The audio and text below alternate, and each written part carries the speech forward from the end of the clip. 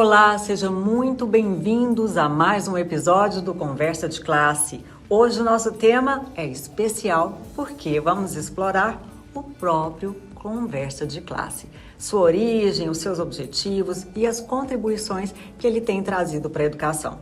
E quem melhor para falar sobre isso do que a idealizadora do projeto, Maíra Tangerino. Ela é especialista em EAD e tecnologias educacionais, com uma trajetória vasta em educação e projetos inovadores. Com vocês, Maíra Tangerino, a nossa entrevista para o Conversa de Classe. Que honra apresentá-lo.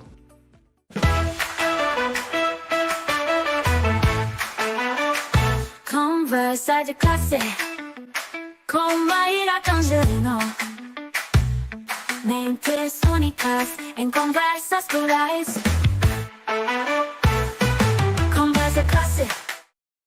Bom, gente, agora que você já conhece o currículo dessa ícone da educação aqui no Brasil, é claro que a gente tem que falar com ela, Maíra Tangerino.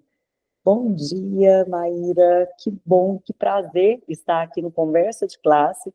E agora, né, fazendo o seu papel, mediando aqui a entrevista, porque o Conversa de Classe tem inspirado milhões de professores, tem levado muito conhecimento, né, aberto discussões importantíssimas e relevantes, e é um presente para o intervalo de aula. Eu quero agradecer muito esse presente.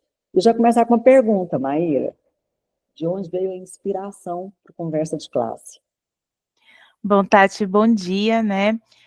Pessoal, bom dia. E não pensem porque eu apresento o programa toda semana que está sendo fácil aqui trocar de lugar, né?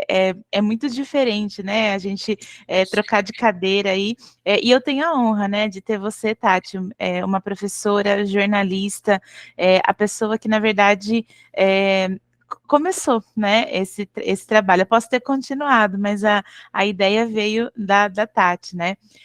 E é uma história bem curiosa, né, Tati, porque eu lembro até hoje o dia que você falou assim para mim, Maíra, mas você não quer, né, fazer alguma coisa aqui no intervalo de aula, né, de repente você vir aqui toda semana gravar e comentar, falar de algum assunto, e eu lembro que quando você falou isso a primeira vez, foi engraçado, assim, porque instintivamente eu disse, não, não vou fazer, acho que isso não combina comigo, né? E passaram meses, gente. Não pensa assim que foi. Ela me fez convite e no dia seguinte eu aceitei. Eu acho que eu enrolei assim uns 6 meses, né, para conseguir responder. E nesses 6 meses aconteceu muita coisa na minha vida, né? E acho que uma delas foi eu retomar um sonho antigo, que era o sonho de fazer jornalismo, né? Poucas pessoas sabem disso, mas quando eu era criança, o sonho nunca foi ser professora, né? Eu falo que a docência, né, o magistério, ele me pegou, mas eu não escolhi, eu fui escolhida mesmo por ele, porque o coração lá da menina, da criança, era assistia jornal, né? O meu pai até achava muito engraçado, assim, porque eu não era uma criança muito de desenho, dessas coisas. Eu assistia jornal, né? O que não é comum, assim, para uma criança fazer. E eu pensava muito nisso, assim, eu cresci com essa vontade. Até minha mãe fala que, por exemplo, quando eu tinha 4 anos, eu já lia, né, que era uma coisa diferente, assim, para as crianças da época. Hoje talvez é mais comum, né, as crianças têm mais estímulo, né, elas têm ambientes leitores mais constituídos, mas na minha época, né, na minha infância, há 40 anos, isso não era tão comum, né, e ela achava, assim, interessante isso. E também, né, eu fui sempre me identificando com a escrita, né, escrevia muito, gostava de fazer redação, fugia da matemática, né, queria fazer a aula de língua portuguesa, e sempre com esse sonho, né. Mas a vida também ela põe para a gente ali situações que depois a gente vai entender, né, que foi bom, porque se eu não tivesse trilhado esse caminho na docência, talvez eu não tivesse chegado também aqui no Conversa de Classe, e aí eu retomei esse sonho, voltei, né, estava terminando o mestrado e decidi começar uma graduação, né, coisas que também não é todo mundo que entende, Mas eu falo que a vida também não é linear, né? Então, eu gosto de dar esse depoimento, porque às vezes tem muitos jovens, né, que assistem o programa, muitos graduandos que assistem o programa. Então, pessoal, a vida não é linear, tá? Às vezes você está ali terminando o mestrado e também a graduação está começando, né? E as coisas vão acontecer sempre da melhor forma. E aí, eu entendi que a minha recusa inicial talvez fosse porque eu não queria falar das coisas que eu sei, né? Embora, claro que isso é importante, e isso acaba acontecendo todo o programa, né? Porque tem uma dinâmica ali de comentar um pouquinho a resposta de quem está sendo entrevistado, mas eu entendi que eu estava na minha mão com um espaço que eu poderia levar as pessoas que eu admiro, né? E claro, eu respeito, né, o pessoal que viraliza, né, o pessoal que atinge aí milhões e milhões de usuários, mas eu tinha uma preocupação grande de que essa é uma amostragem muito pequena daquilo que a gente realmente tem na docência, né?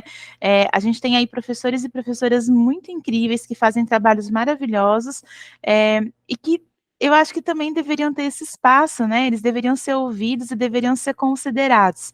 E aí nasceu a ideia do conversa de classe, né? O formato, e isso também é uma coisa muito interessante, né? Eu nunca soube muito bem como é que seria o formato do programa. E ele foi se fazendo entrevista a entrevista, né? Isso também é uma característica interessante, né? Não é um produto engessado, né? Ou um programa engessado, né? Claro que tem coisas que se repetem episódio a episódio, mas acho que a grande ideia é que cada vez que uma entrevista acontece, a gente consiga trazer uma perspectiva única, subjetiva, e que com certeza deve estar inspirando alguém, né? Então, a ideia é muito mais inspirar de coração para coração do que às vezes inspirar milhões de corações, né? Acho que respondi aí, Tati, como é que foi o começo.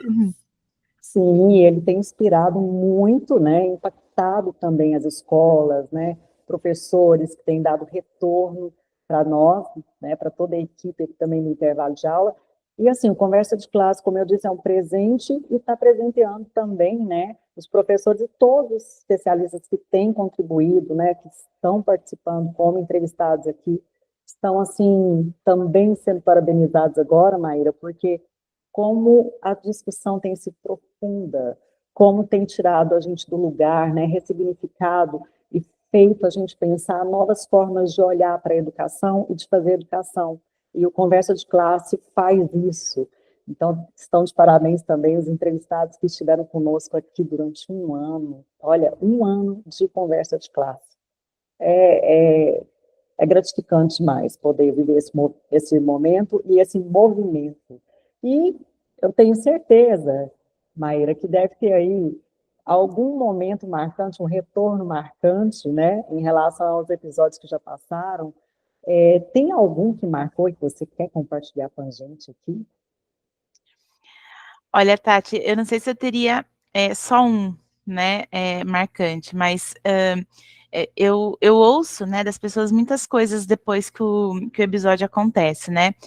Eu acho que a primeira coisa, assim, se a gente for pensar em termos de impacto, as pessoas às vezes me falam, nossa, essas perguntas me fizeram ver o quanto a prática que eu faço, ela é poderosa, né? O quanto a prática que eu estou desenvolvendo, ela é boa. Então isso eu acho que é um retorno, assim, incrível, né, primeiro da gente conseguir valorizar o trabalho das pessoas. Eu me lembro até de um entrevistado que ele disse uma vez assim, eu já fiz várias entrevistas sobre esse assunto, mas nunca ninguém tinha conseguido colocar realmente na perspectiva que eu acredito, na perspectiva que eu vejo. Então acho que isso é um ganho também, né, a gente ter conseguido afinar o programa para ele fazer essa entrega. E aí tem outros ganhos, assim, que são também surpreendentes, né? Pessoas que, por exemplo, conseguiram emprego, porque uma pessoa viu a entrevista no Conversa de Classe e aí convidou essa pessoa para trabalhar, né? Então, fico muito feliz, né, de saber que a pessoa tem ali um espaço, né, de vitrine para trazer ali os seus conhecimentos. E eu acho também que essa contribuição da gente mostrar várias faces, né? A gente conversou um pouquinho aqui antes de começar a entrevista, e às vezes eu convido uma pessoa, ela fala assim, mas esse tema você já falou lá no seu canal. E eu sempre respondo assim para a pessoa, mas eu não falei a sua perspectiva, né? Claro que o tema importa, né? Não estou dizendo que o tema não importa, mas eu acho que ele é uma camada de fundo mesmo, né? Porque a grande ideia é, se a gente vai falar, por exemplo, de inclusão, cada pessoa tem uma contribuição diferente, de um lugar diferente, né? E hoje eu já vejo o impacto no Brasil todo, né? Eu vejo, é uma preocupação que eu tenho, né? Eu estou em São Paulo, então às vezes é mais fácil a gente conseguir pessoas que estão mais próximas, né? E claro que pode ser que a maioria aí do pessoal que aparece é de São Paulo, mas eu já consigo ver outras regiões, outros lugares do Brasil também sendo representados, né? E hoje, né, a gente consegue perceber essas vozes de Brasil mesmo que vão aparecendo ali no programa, né? Então, acho que são, em termos de impacto, né? Eu acho que esses são os vários impactos. Ainda bem que não tem só um, né? Tem vários impactos aí para poder compartilhar. Maravilha. Um ponto legal que você trouxe aqui, Maíra, é falar dessa pluralidade de vozes, né? Fazer com que o público tenha acesso a uma pluralidade de vozes e a uma inteligência coletiva, mesmo tratando, às vezes, né, daquele tema novamente, com outro olhar, com outra voz, né? Com experiências únicas, né, que cada um traz. E isso faz toda a diferença, porque traz para a gente uma abertura de ver aquilo que a gente acha que só tem um jeito de se ver de outras formas, né? Engrandece muito. E a gente aprende muito com conversa de classe. E aí, uma pergunta que surge a partir, então, disso, né, é que você, assim, traz, a educação está em transformação, e você sempre traz, assim, temas muito atuais, né? Mas a gente também sabe que as escolas, ela tem os modelos tradicionais, né? E que a gente está em no movimento entre o tradicional e as inovações, né? Como é que você vê isso, né? Como é que você tem conseguido equilibrar essa tradição e inovação no conversa de classe? E é polêmico, né, esse tema. Olha, Tati, eu tenho pensado muito sobre isso, né? Principalmente porque quando a gente recebe uma pessoa e ela está falando do trabalho dela, da visão dela de mundo, né? A gente tem que criar esse espaço de escuta e de acolhida e de respeito a essas diferentes visões, né? E eu percebo que isso acontece entrevista a entrevista, né? A gente talvez quem assiste o programa vai ver uma entrevista que ela vai ser super para frente, super inovadora, né? Aí você tem uma entrevista que ela, digamos, é mais equilibrada, né? Em que a entrevistada traz essa perspectiva de equilibrar um pouco essas visões. E eu acho que a grande ideia, né? Como eu ouvi ontem de um dos entrevistados, ele falava o seguinte. Que nenhuma metodologia nova, né, nenhum jeito novo de olhar a educação vai substituir a experiência de ninguém, né? Eu acho que esse não é o caminho mesmo para a gente fazer uma escola melhor. Então, o conversa de classe, eu acho que tem também essa característica. A gente não está trazendo aqui um milagre, uma solução, um negócio que vai resolver, porque, gente, isso não existe, né? E é muito legal isso que essa toada ela vai permanecer em todas as pessoas que aparecem aqui, né? Ninguém está oferecendo uma solução que vai ser fantástica a ponto de resolver todo e qualquer problema da educação. Mas eu acho que é exatamente essa discussão, né? Essas vozes diferentes que fazem o programa melhor. Né? Até porque não adianta a gente defender também um espaço democrático de conversa, de escuta, de liberdade de expressão, e a gente não fazer isso ecoar, né, dentro das práticas que a gente tem. E aí eu estou falando mesmo de duas perspectivas. Eu posso falar aqui da escola e posso falar também do jornalismo, né? Que eu acho que são duas áreas distintas, mas em que vários pontos elas se encontram, né? Eu até lembro também de uma entrevistada, uma vez que ela disse o seguinte: o professor ele forma ali os alunos que estão na sala de aula com ele, na convivência com ele. Os jornalistas, eles formam milhões de pessoas, né? Porque eles trazem opiniões, eles trazem versões, eles trazem ideias aí sobre os fatos. Então, eu acho que é um pouco juntar, né, esses lados. E não também na ideia de que a gente tem que tomar um lado das coisas, não é isso, né? Mas o que eu posso, né, trazer dessa prática que vai agregar para a minha experiência, né? essa ideia nova, ela vai agregar também para mim, né? E às vezes pode ser que dentro da minha realidade, dentro do circuito que eu tô, não vai mesmo servir, né? Eu brinco, né? Eu repito uma frase aí que eu ouvi de uma pessoa que eu trabalhei junto, que a gente fala assim, que tecnologia é que nem sapato, né? E eu acho que, de certa forma, a inovação como um todo também é que nem sapato, você vai usar aquilo que te serve, né? E que bom que hoje a gente tem essa oportunidade de poder falar disso, distribuir essas ideias, né? E aí acho que a gente também não pode perder a oportunidade no sentido de distribuir essas ideias esperando que as pessoas se apeguem a elas, não é isso, né? A gente quer trazer camadas de reflexões. Olha, funcionou aqui dentro dessas variáveis, né? Leve, né, para o seu mundo, para o seu dia a dia, porque de repente também pode servir para você. E aí acho que a última parte dessa resposta, né, eu tenho uma entrevistada, mas que ela é uma amiga também, né, primeira amiga, depois entrevistada, que ela me fala assim, meu Deus, você é muito híbrida, né, quando eu olho para você, assim, você tem isso, né, dos nossos tempos, que você mistura em você, né, aquilo que você já não é tão jovem, mas parece muito jovem, né? Você circula por várias áreas, você faz crochê, mas ao mesmo tempo você está ensinando a mexer com inteligência artificial.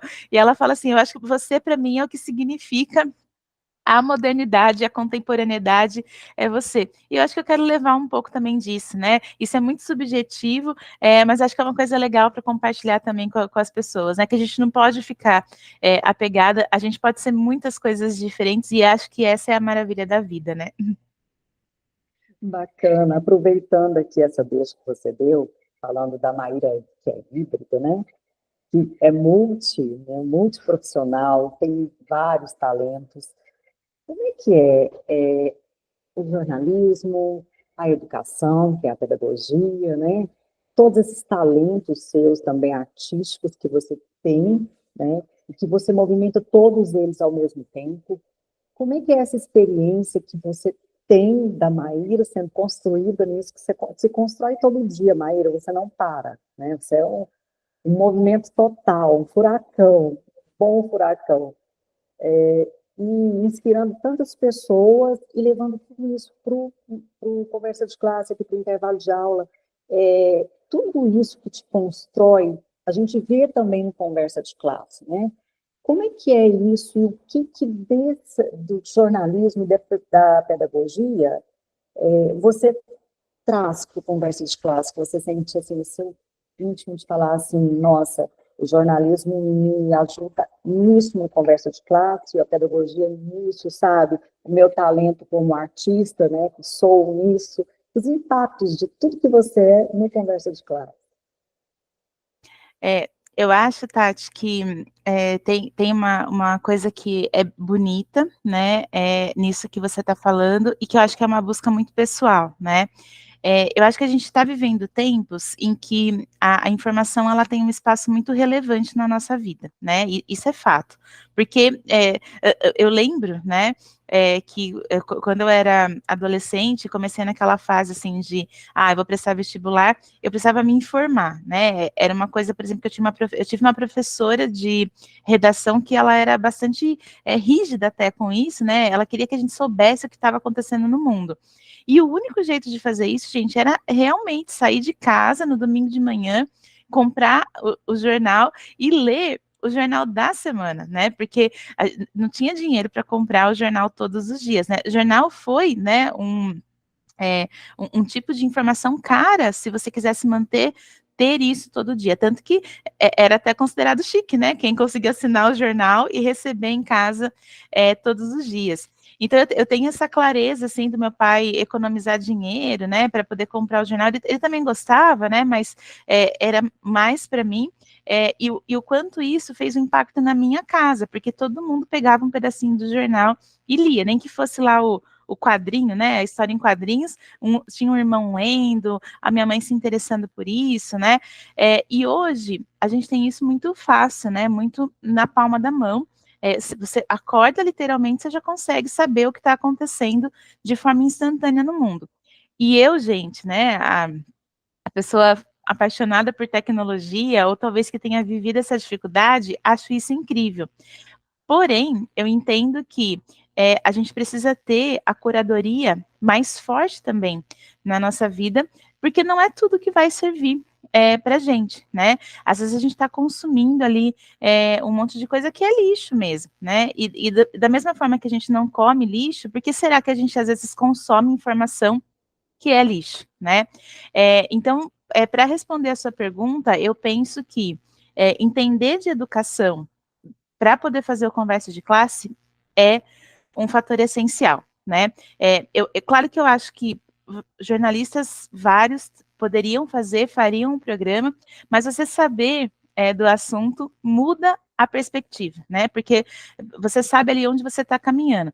Mas, ao mesmo tempo, também não é qualquer professor que talvez conseguisse fazer, né, o programa, porque exige que você entenda como comunicar isso para as pessoas, né. Eu acho que a grande linha de pensamento que eu quero trazer aqui é que a gente comunicar bem aquilo que a gente quer, para que a informação ela chegue da forma correta lá no canal, que a gente está querendo que ela chegue, é um desafio muito grande dos dias de hoje, né. Tanto que a gente até tem no nosso radar que a intenção não é as milhões de visualizações, né? Às vezes é melhor aquelas 100 visualizações nichadas de pessoas que estão querendo saber e precisam saber daquele assunto, do que milhões que talvez não vão entender, né? E acho que esse também é uma outra regra desse jogo, né? Talvez a informação não precisa chegar o tempo todo para todo mundo, de forma massificada, né? A gente está falando de tempos também que a informação ela precisa, né, desse nicho de curadoria, para que ela seja válida, para que ela seja relevante para quem precisa, né? Então, acho que essas duas áreas me ajudaram muito nisso, né? Me ajudam, né? Muito nisso, a entender essa dinâmica mesmo de como comunicar melhor. E eu sei que é um desafio de vida para muita gente, né? Acho que a gente fala, né? Até um clichê, né? Que 90% dos problemas que a gente tem é por conta de comunicação, né? Então, eu assumi esse desafio para a vida para comunicar melhor ideias, né? E ideias de pessoas que às vezes não são minhas, né? Mas como que eu coloco no formato aí para poder chegar agradável para as outras pessoas? E assumir esse desafio com muita competência, viu? O resultado a gente está vendo aí no retorno que o público tem dado, que os entrevistados têm trazido para a gente. Maíra, assim, para o futuro, né? Fazendo um ano, programa, o que você pensa de novidade, formato, algo aí diferente que você pode dar um spoiler para a gente? Ó, gente, eu vou dar o spoiler total, né? Ainda está na incubadora, né? A gente ainda está amadurecendo um pouco do formato, mas é muito provável aí que em 2025 a gente tenha uma versão nova do Conversa de Classe. A versão que tá, ela vai continuar acontecendo, que é um pedido das pessoas, né? A gente tem recebido muita mensagem, ó, continua, não para com esse trabalho, porque como eu já comecei a ventilar essa coisa de um ano, né? O pessoal fica preocupado, assim, mas vai continuar? Vai continuar tendo programa, tá? A gente quer continuar com ele. Mas a gente quer trazer uma modalidade nova, que a gente, por enquanto, está chamando de conversa de classe sabatina, né?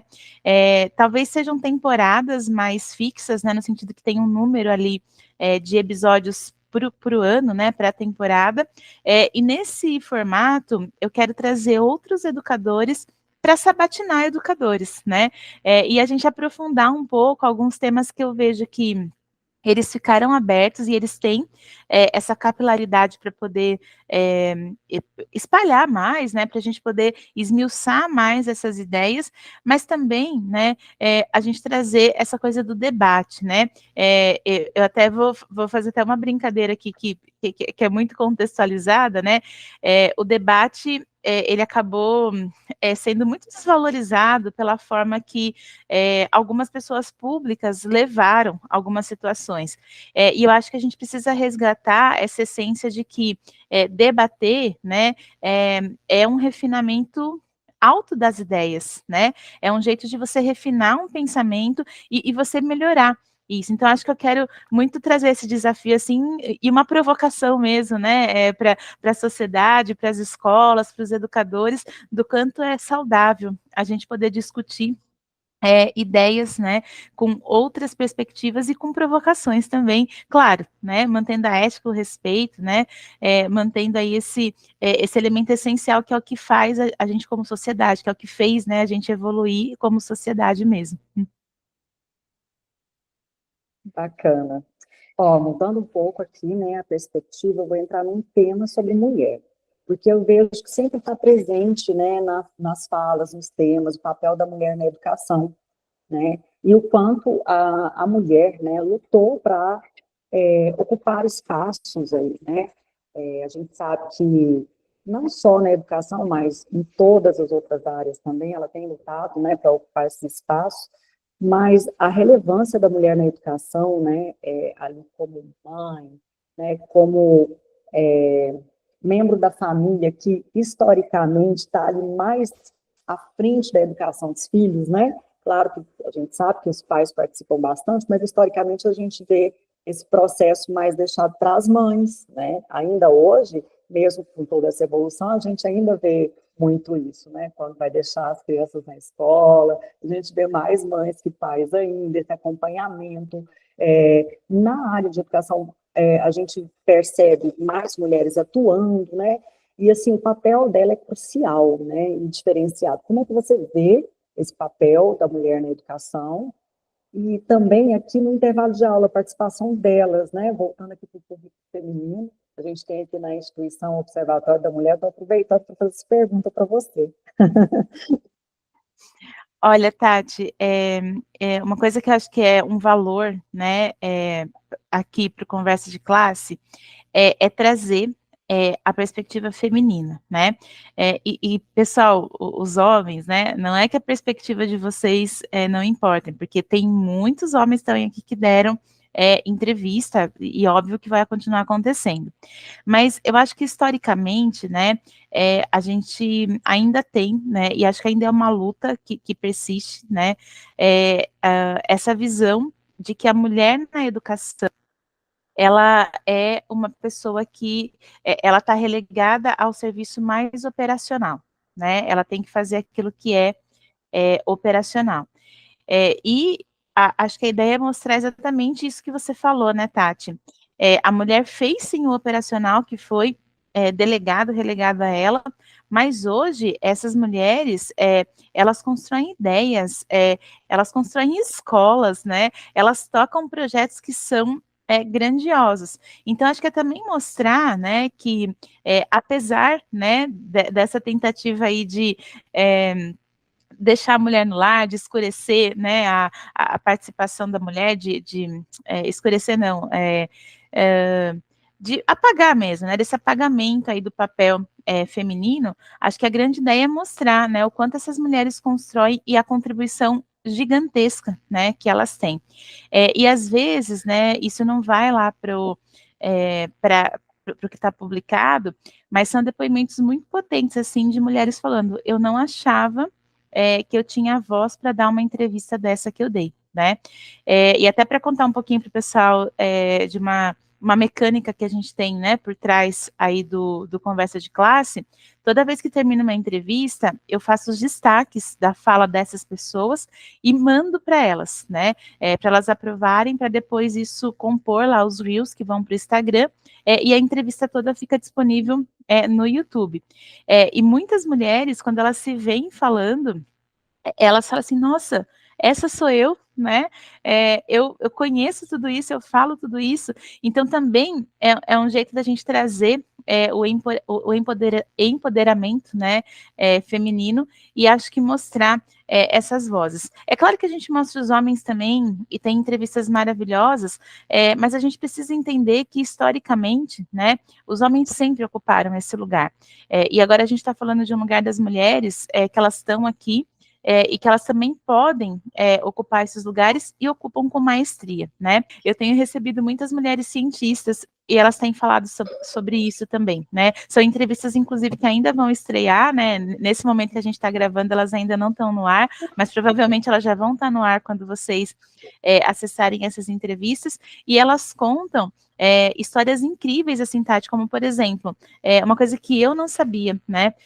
Os observatórios de planetas, né? Esses planetários que tem nas universidades, né, nos lugares, por exemplo, antigamente eles não tinham banheiro para mulher, porque mulher não podia entrar lá. Olha que coisa. E antigamente, gente, eu não estou falando de antigamente, assim, há 300 anos, há 200 anos, né? Eu estou falando de coisa que aconteceu há 50 anos, há 60 anos, é história recente nossa, né? Ainda essa situação aí com as mulheres, né? Delas não terem lugar mesmo, né? E eu também me coloco nesse balaio, né? Porque também, às vezes, essa devolutiva, assim, de que legal, né? Você é uma professora, mulher, jornalista fazendo esse trabalho. E aí, quando eu tenho uma devolutiva dessa, eu penso, mas por que eu não seria, né, uma mulher fazendo esse trabalho? Mas eu entendo, né, que a gente ainda está nesse movimento de reconstruir esses papéis, e eu fico muito feliz de poder inspirar, né, outras mulheres a tomar esse lugar, e a coisa, acho que mais me deixa feliz é encorajar mulheres maravilhosas que eu convivo e dizer assim, venham sim para o Conversa de Classe que tem espaço aí para vocês. Que maravilha! Tem espaço, sim, para abrir mais discussões, aprofundar mais as reflexões, e fazer esse trabalho brilhante de conversa de classe, tem trazido aqui para o público, para o intervalo de aula. E, Maíra, eu só tenho que dar os parabéns para você por esse programa, por esse presente, e agradecer muito, muito por fazer parte dessa história do seu quadro, porque a partir do momento que você aceitou o convite de estar com a gente ganhou mais uma vez, né, um presente, uma alegria de estar com a Maíra Tangerino, trazendo todo esse talento que você tem e tratando temas tão importantes com tanta sensibilidade, podendo abrir assim um debate realmente profundo com o público, um diálogo, né, de transformação e de ressignificação. Isso é muito grandioso. Só tenho assim a agradecer e que o intervalo de aula, né, fique com esse presente por muitos e muitos anos e a gente vai construindo novos aí, formatos, enfim, para sempre estar trazendo mais interatividade, inovação para o público. Tati, muito obrigada de você ter aceitado fazer essa entrevista, né? Eu não conseguia pensar em mais ninguém que pudesse fazer esse trabalho com a maestria que você fez. E eu vou encerrar aqui do jeito que a gente sempre encerra os programas, né? Pessoal, a gente se vê no próximo Conversa de Classe. Até mais. Que maravilha! A gente se vê no próximo Conversa de Classe. Gratidão.